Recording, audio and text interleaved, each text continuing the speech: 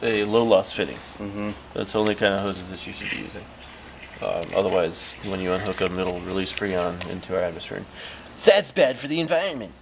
That's how you really feel. So we're going to pull. We're also going to pull a vacuum inside of this pump. So I'm going to put the non-low loss fitting onto the pump.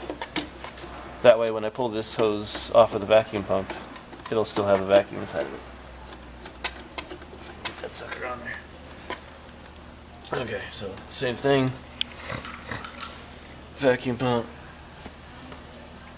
We could have done this all in one shot if I had hooked it up like this previously, rather than pulling vacuum inside the gauges and then the pump.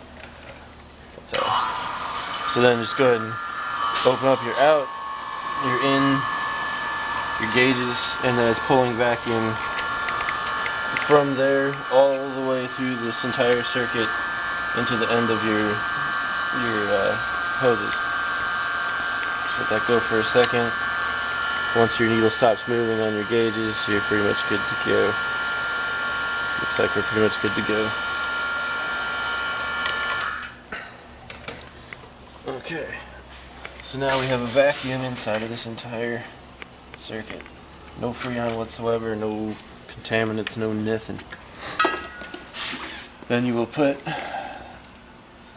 the output of your pump into the vapor side of your recovery tank.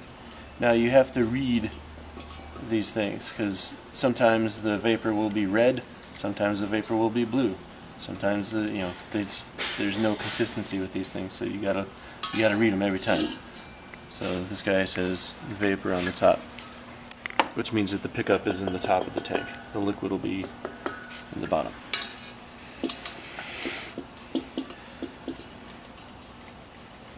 So close our pump.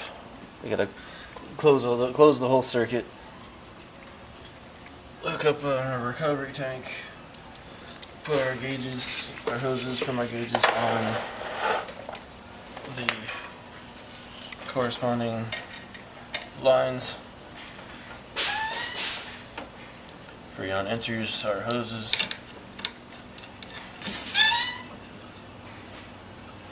And because these are a small system, it's very easy to recover. On the bigger systems, you have to pull liquid first and then worry about the vapor. It's all vapor inside of here. It's so small. So we go ahead and pop our gauges open. Hook up our power to our pump. Then we're going to leave them all closed. We'll go ahead and open our recovery tank valve, but we're going to leave both gauges, or both the in and the out, closed on our tank or on our recovery pump while we turn it on. Kick it on. Open your out, and slowly open your in. If there is still a little liquid in there, it'll kind of give it a quick shot, and you want that to go slow, otherwise it could damage the pump. So nice and slow until everything's open right now. Everything's open. And you can see our needles are slowly dropping. And once they're in the vacuum zone, you want to close your gauge. And you see as I close the gauge, the needle jumps up a bit. That's because there's still Freon expanding inside of the system. So you want to let it go till it pulls vacuum, and you close the gauge and it stays where it's at. That's how you know that your system's completely evacuated.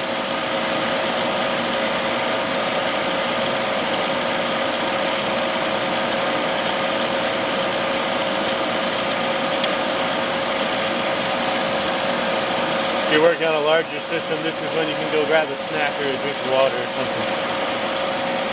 You can just leave this alone. It'll keep doing its thing regardless if there's anything in there or not. It's not going to hurt anything.